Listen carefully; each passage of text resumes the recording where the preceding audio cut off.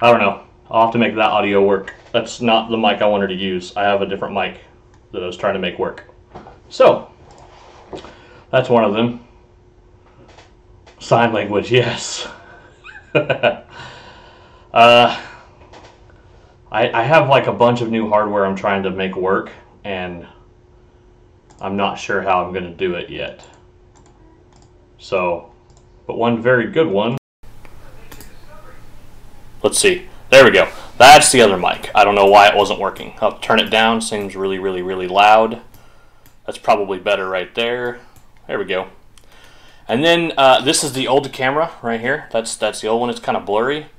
Doesn't have good. It's like circa 2010. So we're gonna try. I think this one. We're gonna try this camera from now on. Hopefully that works better for everybody. Hey everybody. Hey Will, Corey, Mike, Drew's there. Everybody is. Yeah. See, this audio should be much better. Okay, what I was saying at the beginning was that I was using this old.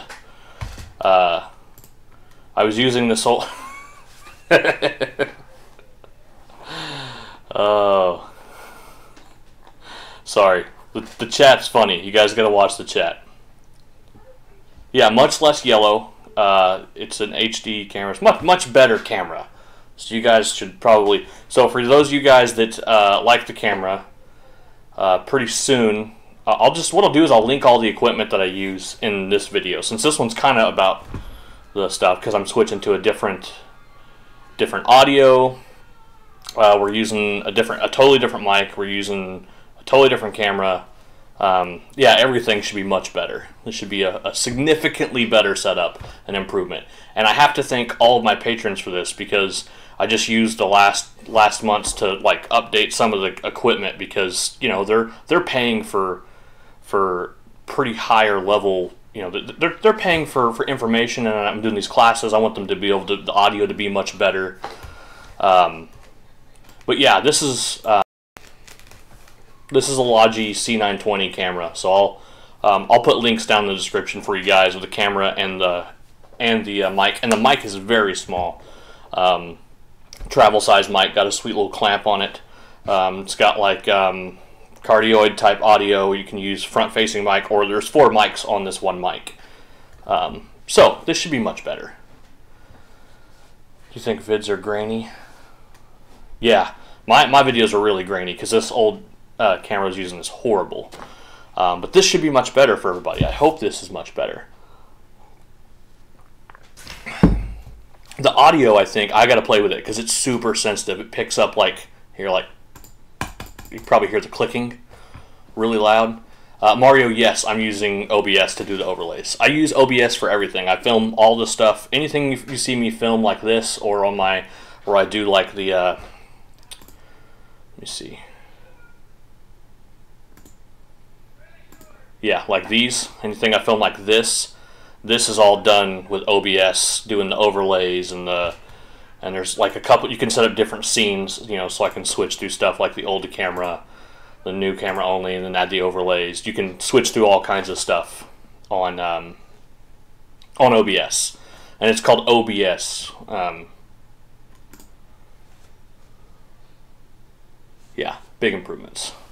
No, Corey, mine are pretty grainy too.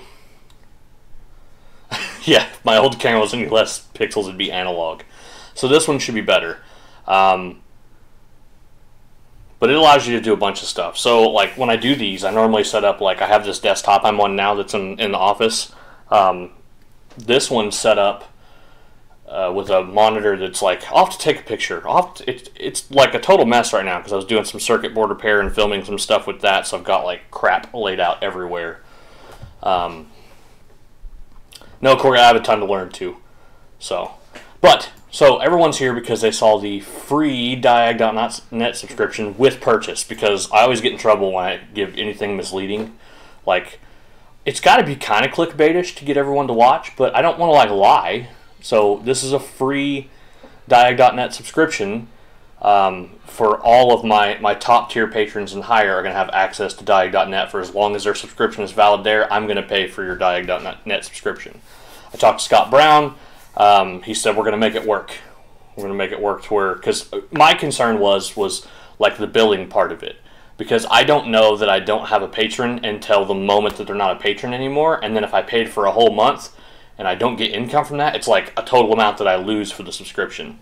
So I got with Scott Brown and figured out a way to get the billing all figured out. We're working on it right now. I already actually had somebody sign up for it. So today I'm going to try to talk to Scott and see if I can get it set up for Jeremiah, because he got signed up on it, so I need to get him his account access like today. So hopefully today or tomorrow at the latest. But that's the whole gig. I'm going to, the top patron tier is $80 a month, so it's a lot. But you're paying for 4 tech support credits a week, plus you get a Diag.net subscription, plus you get access to all the videos, all the training that I do every single week on Patreon. So that's the gig. But like I said, I'm not going to be slowing down what I do on YouTube. Matter of fact, I'm actually got a bunch of videos I'm editing right now. I've been able to shoot some lately, but I haven't had much time to edit. So that's kind of where I'm at with that. Yes, and Diag.net has a ton of material as well. Some super high level guys there. So that's kind of what I got going on with that.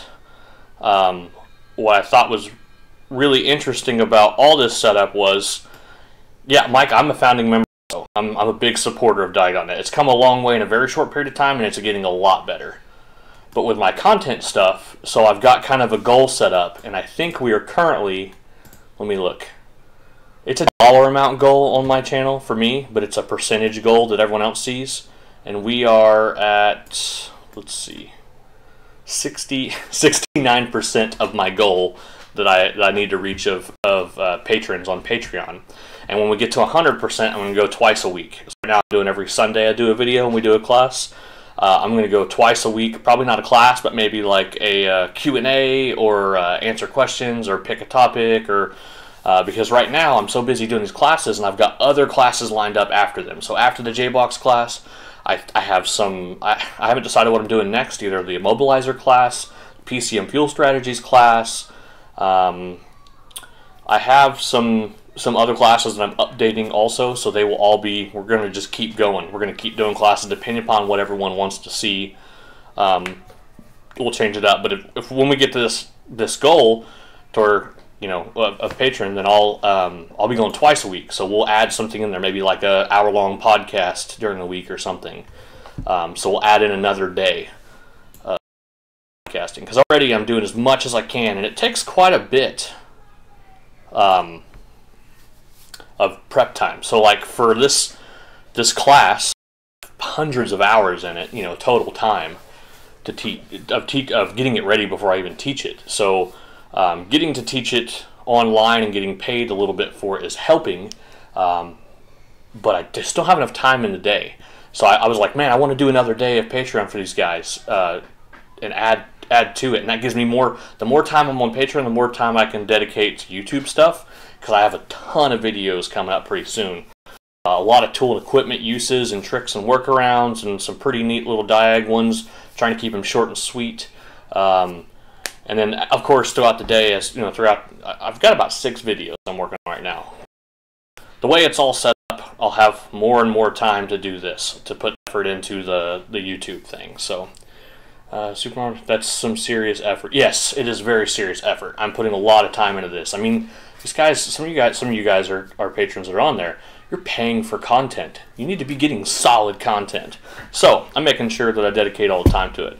And for any of you guys that don't do YouTube, I think all the other guys in here can attest that for every hour of filming you see, there's probably 8 to 10 hours of prep, getting it ready, video editing, reshooting sometimes. I mean, some videos you can film 45 minutes of material and you get 30 minutes of material out of it, and it really only takes you like an hour of prep time if you're not doing a lot of editing or anything. But any stuff that you're editing is just, oh, there's a lot of time involved in there.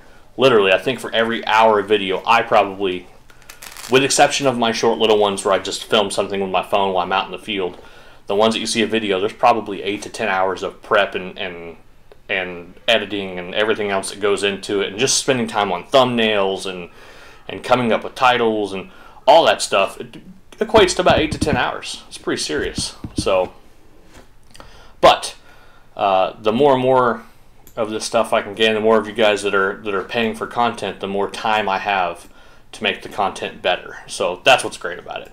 But I thought that was one thing I figured. I was like, hey, I could bump the price a little bit, and then I actually lowered the price of that top tier and then added a benefit. So nobody had, I don't think I was offering enough value for that top tier. So adding in a subscription and then lowering the cost a little bit, it seems to be a much more feasible cost. I mean, anyone that's going to pay for it needs to get value out of it. I mean, they're paying to support the channel, but they're also paying mostly for the value that it provides. So they need to be getting the tech support, and I've been able to dedicate more time to it recently. So when we hit this goal, I may literally take a whole day out of my, I'm self-employed, so I may take a whole day out and go, okay, now Sunday and Monday is 100% dedicated to, Sunday's mostly family day. So Saturday gets dedicated for me to video editing and all this stuff, along with all the afternoons. And during the workday, when I got nothing, I'll pull over to the side of the road and break out my computer and just start working on stuff, waiting for a phone call if I don't have some advertising to do.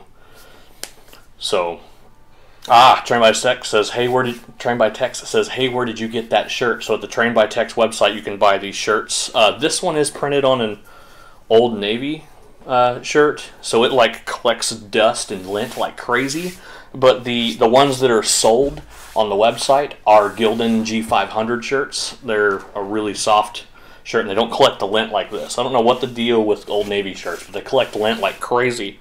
And it doesn't help I have a 100-pound blonde German Shepherd running around with, hair this long. So, but this week's class over in Patreon, we're going to continue on the we're going to continue doing the J2534 class. We're on like part 7. We're talking about, it says family day, huh? Yeah, Saturday is mostly work around the house, prep for videos all day long. I'm up till like 2 o'clock usually. I'm up to about past midnight almost every single night, just working on stuff in here in the office. And then longest video, 44 minutes, took almost a day to upload, edit, audio quality, import, export, upload to YouTube, title description, stuff that isn't walk in the park. So yes, it is. I have spent whole days on videos before. But anyways, we're working on the JBox class. Right now we're on part 7 over in Patreon, and I think this video, at the completion of this video, will put us right at, it's like the halfway mark of the class outline, but it's about 40%, 50, somewhere almost close to 50% of the class. So we've covered like what J2534 is. I spent 6 hours on that, so I'm kidding. I hate going to JBox classes, and I've only been to a couple, and every one of them, and all the feedback I heard from everybody else was all the JBox classes were like 2 hours of about the protocol and about the J standard and all this stuff. I'm like, man, this is boring. We don't really need to know all of the ins and outs. We need to know what we can do, what we can't do. Drews, how hard is it to get LSID registration and license? I'm glad you asked, because we're talking about that today in the class. So that we're covering LSID and key stuff today. We're covering keys, immobilizer pins, and LSID stuff today. No problem, Billy. I'm trying, but I'm also trying to produce more free content for YouTube too. So that's kind of the trade-off. That's the benefit of this, is since I'll be dedicating more time to, I mean, it's possible. I'm not, I can't go like full Scanner Danner and 100% full-time what is it, a full-time creator is what they call it.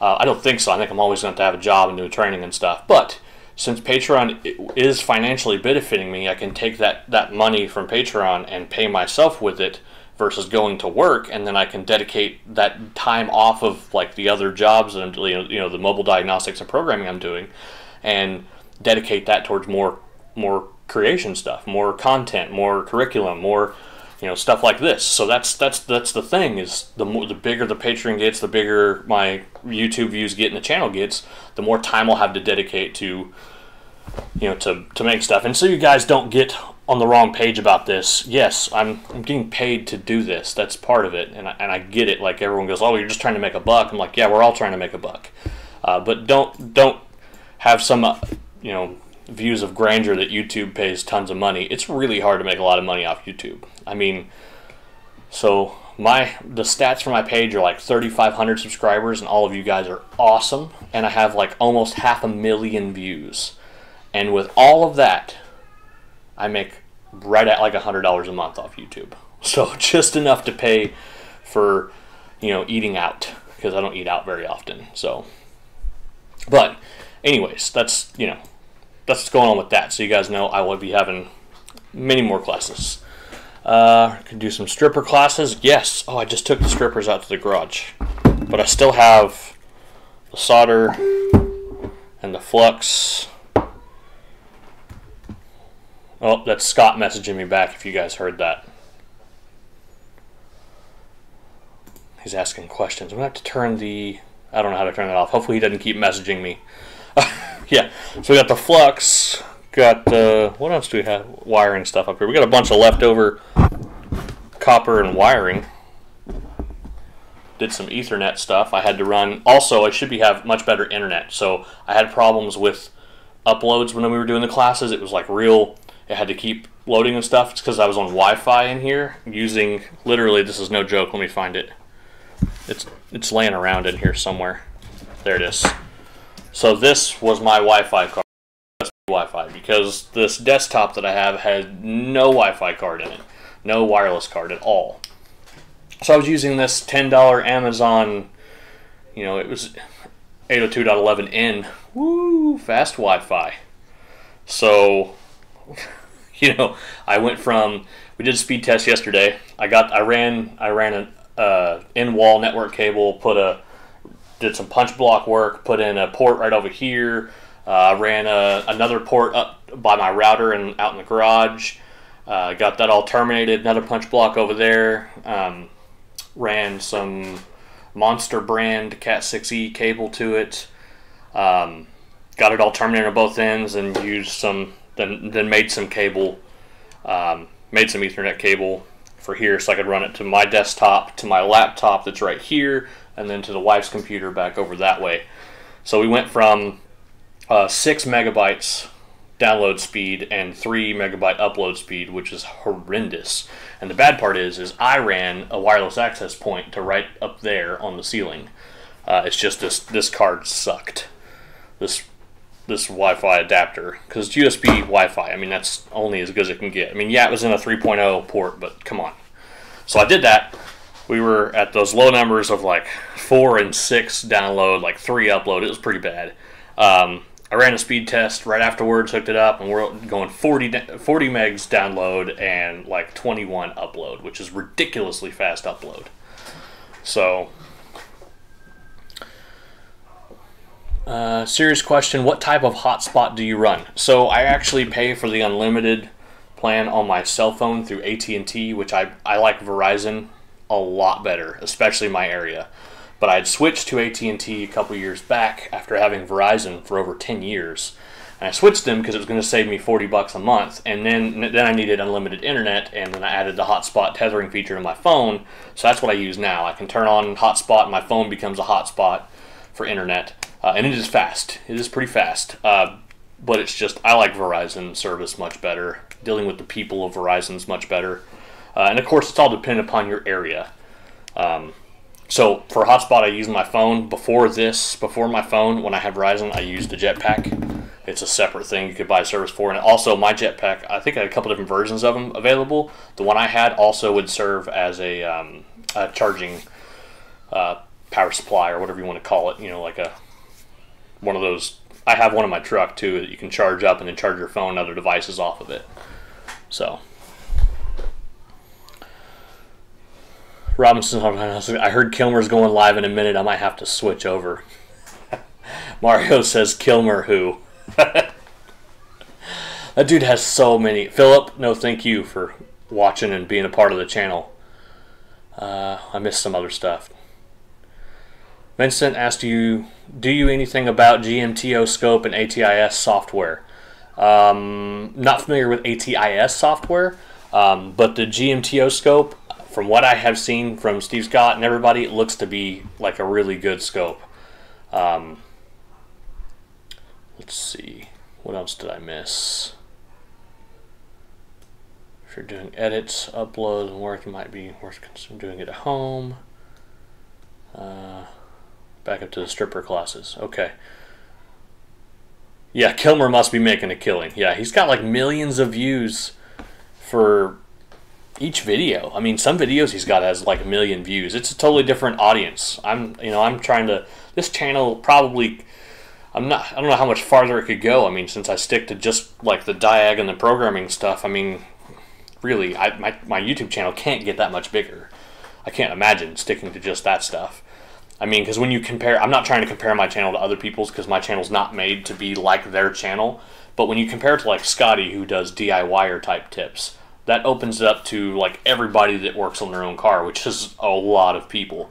And then when you talk about like Eric's channel, South Minato, he does like a lot of R&R stuff, like ball joints, you know, stuff that all the DIYers are doing. So of course he's gonna have a much larger audience available to attain. You know, all my stuff's diagnosis, module programming. You know, I'm not over here doing breaks and stuff. So I can't. My audience can only be so big, right? I can't attract as many of those people. So that's the purpose. You know, if I wanted to make a channel that I wanted to have 1 million views or whatever, I would do channels where I go buy a junker car and see how far I can drive it on bleach, you know, or something like that.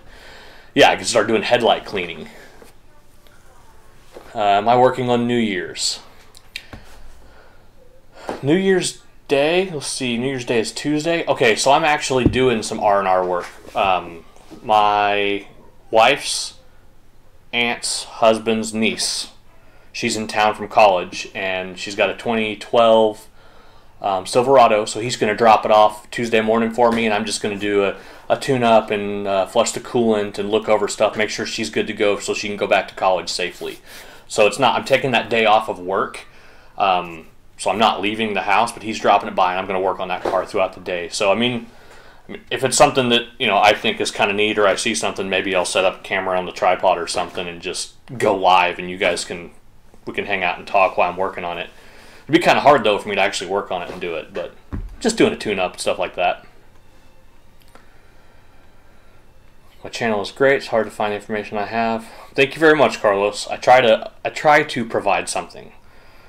So, how are you liking your new J-Box? Have you found any pitfalls with it, or things another one performs better? Hey, Chris. Trying to think of, I can't think of a single pitfall of it really, except for the USB cord isn't really long. I mean, like with my Bosch one, I used a 15-foot USB cable, so it was nice to, like, I don't know why, I don't like just sitting down. I don't like being stuck in the car because I got to run around and do other things. Sometimes I have multiple cars to work on, so then I got to put my computer in the car, and then it means I got to bend over anytime I'm messing with it, and I don't know, I like things a certain way. So other than the fact that the USB cable isn't very long, I mean, that's because it's like a DB9 stereo cable at one end and USB at the other. Other than that, I have no complaints. I like it. It has done everything, no problem. I've done GM flashes, Ford flashes, Nissan flashes. I did a Toyota the other day on a Tundra. I did one. I've done like quite a few GM flashes, so that's, I mean, it's done everything I've needed it to do. It did a Nissan flash, no problem, and it did a Chrysler flash, no problem. I did a Legacy Chrysler. I did a 07 Chrysler 300. Yeah, I could get a USB extension cable, but I try not to add extensions. It's one more failure point, and when you're programming, I don't need any extra possibilities of risk. There are enough possibilities of risk using what we already use in the aftermarket world. So, Mike Flat Rate Master says, my channel is niche too, but I have 18,000 subs. You can do so. Can you, Keith? Absolutely, I can. I just mean it's not gonna. I don't foresee my channel getting to like 100,000 subscribers or something. It's possible, but I don't know. Brian Alex said, hope what you're doing, we get more and more newbies looking to get into the field. I hope so too. I hope it attracts some younger guys that realize this can be a technical field and that you don't have to destroy your body to make good money in this industry. I mean, my hands stay pretty clean now. They used to be really dirty all the time, and I mean, I'm not getting really dirty very often. I don't work nearly as hard physically as I used to. Awesome, glad it's working good. Absolutely, yes. Not sure if they're reliable enough to trust on a flash, though. I think, Chris, you're talking about a USB extension?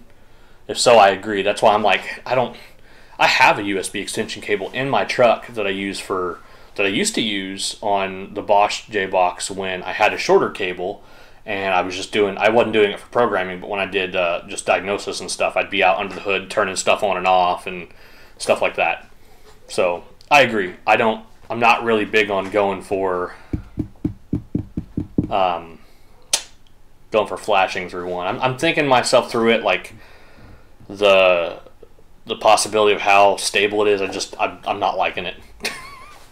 So, but yeah, this is what I want to be able to do. I want to be able to sit down for like an hour or more and do this and answer questions and interact with you guys and come up with ideas of stuff to shoot and like to hear more about Nissan flashing with J-Box. Are you going to go into specifics with Nissan on Patreon? Yes, Bruce. So the class, when you missed some of the beginning stuff, Bruce. I know you're on there now, but we're going through like how to get going. So after we finish today's class, which is like which we're going to finish up all the equipment part. Today's class finishes up all the equipment. The following classes, which next week I don't think will be a J-Box class because it's the first of the month, so it'll probably be a Q&A, pick another discussion class, and then we'll go right back to the J-Box class. But after we finish today's class with all the rest of the equipment, with the keys and LSID and the rest of that stuff that we're in immobilizer pins and stuff we're going through today, we're going to be starting on, I think the next section is how do I know it needs a flash? But anyways, when we get to flashing, we're going to go through step by step on downloading and installing the software, making sure the computer has the right versions of Java and security settings are correct so it will work using the right browser. We already kind of talked about that a little bit, but we're going to get into specifics on per make. So we're going to say, all right, and I'm going to show you guys how my hard drive is set up and what I know works and doesn't work with each other. So you can, if you would like, you can do one manufacturer per partition or per hard drive or laptop or however you want to set it up. But my personal one, I have 4 partitions, and between those 4 partitions I have all the software I need on there. And then I have 2 laptops that have cloned hard drives. So I have 2 identical laptops that have 2 identical drives that are both set up 4 partitioned each. I have some other hard drives that have other versions of older setups I had, and it just kind of depends what I'm doing. Sometimes I use it for training purposes at other shops. Heard a lot of bad stories with Nissans. We haven't tried any yet. Would you talk about the realistic expectations on getting into mobile diagnostics? Yes. And yes, Bruce, to answer what Mario was saying, he said he's a Nissan guy, Bruce. I sure hope so. Yes. I am going to toot my horn a little bit about Nissans. I am one of the people that a lot of people call for Nissan problems. I feel like I've helped quite a few people with some Nissans. It can be confusing. I would say Nissan and Subaru are 2 of the worst J-Box flashing to do. But the Nissan section is, by itself, by and large, the largest section of one manufacturer class. So we're going to go through installing NERS, how it works, why it works the way it does. We're going to go all the way through Nissans until we get to the point where we go, this is the type of failures I see often. Here's how we prevent them. Here's how you can do to fix them, hopefully. We're going to go over weird glitches when you find out that the software calibration you downloaded doesn't match with the CSV file they downloaded. I've come into multiple occasions where I've downloaded the most up-to-date software calibration directly from Nissan, and it came in that software package came with the CSV file, which is the lookup file. The CSV is the file that tells NERS if you see X calibration in the computer, then we're going to flash it with Y calibration. I have had issues where you download the newest software and the CSV is wrong, so I'm going to show you how to manually edit the CSV. I'll show you how I manually edit the CSV so I can flash the same computer over and over again on the bench. Because I have a little bench flash set up where when a new version of NERS comes out, I just download it to a different hard drive, different computer than what I normally use, and then I'll try to flash it. And that's how I come up with the fact that right now I'm still not a fan of 4.01 NIRS. I don't recommend it. It's a pain in the butt. And I've had multiple issues where I get ONC errors for nothing other than the fact that it's just the software. And I mean, I've tried installing it on different versions of OSs. I've tried installing it on Windows 10. I've tried changing JBoxes, tried changing all kinds of different stuff, and ended up being that all I had to do was put the older version of NIRS on the laptop, and then it worked fine. And it would go right through. So anyways, yes, we're going to talk at length, at nauseum about Nissan, because it is the biggest pain in the butt, and that's the good part about it. Once the class is all done, and I get it, I'm going to actually have to redo the whole class again, but that'll be in private, and then I'm going to make it into a DVD, and then I'll have that available on DVD or digital download with the book or something like that. And then the book will be available separately also. But it won't be any good without that. But yes, to answer the question, long and short, absolutely, we're going to talk about Nissan. Mike says, later, y'all got to get back to editing. That's awesome, Mike. We'll see you later. Thank you for stopping by. And I'm going to have to leave anyways, too, because it's 4:32, so we were 2 minutes late for the Patreon guys. They're probably over there waiting on me, because it is time to start the J2534 class Part 7. So, if you would like to join in on that class, it is a full 8-hour class done in weekly installments. Head on over to patreon.com/Keith Perkins and then get on the technician level or higher patron level, and you'll have access to today and tomorrow are the last days to get in. If you get in today and tomorrow on the patron, you'll be able to see all the previous videos that were already done. After tomorrow, on the first of the year, you will no longer, if you join Patreon, you'll only be able to see that day forward, because it's unfair for you to come in on 1 month and the other guys have paid for months and months and months to watch the class. So, I will see everyone later. Remember to like, subscribe, comment. If you don't like this, think I'm stupid, or lied about the Diag.net thing, don't forget, free Diag.net subscription with the purchase. I will keep your monthly subscription up for you as long as you're a Master Diagnostician level, which is the highest tier that I have. I will pay for your Diag.net subscription along with all the other benefits of being that level. And then we'll see you guys later, and Happy New Year.